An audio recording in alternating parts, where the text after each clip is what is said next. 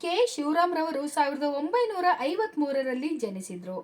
ಪ್ರಾಥಮಿಕ ಶಿಕ್ಷಣವನ್ನು ಹುಟ್ಟೂರಿನಲ್ಲಿ ಮುಗಿಸಿದ ಶಿವರಾಮ್ರವರು ಹೆಚ್ಚಿನ ವ್ಯಾಸಂಗಕ್ಕಾಗಿ ಬೆಂಗಳೂರನ್ನು ಸೇರಿದ್ರು.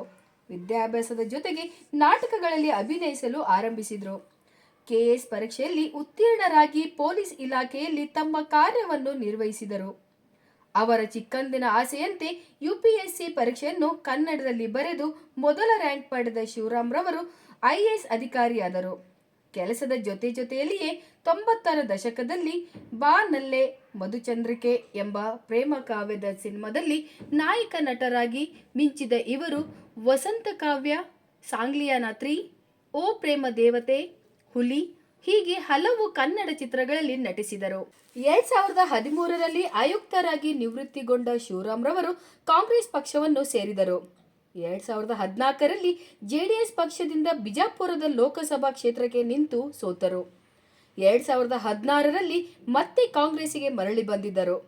ದಲಿತರಿಗೆ ಉನ್ನತ ಸ್ಥಾನವನ್ನು ಕೊಡಲು ವಿಫಲವಾದ ಕಾಂಗ್ರೆಸ್ ಅನ್ನು ಬಿಟ್ಟು ಭಾರತೀಯ ಜನತಾ ಪಕ್ಷಕ್ಕೆ ಸೇರ್ಪಡೆಯಾಗಿದ್ದರು.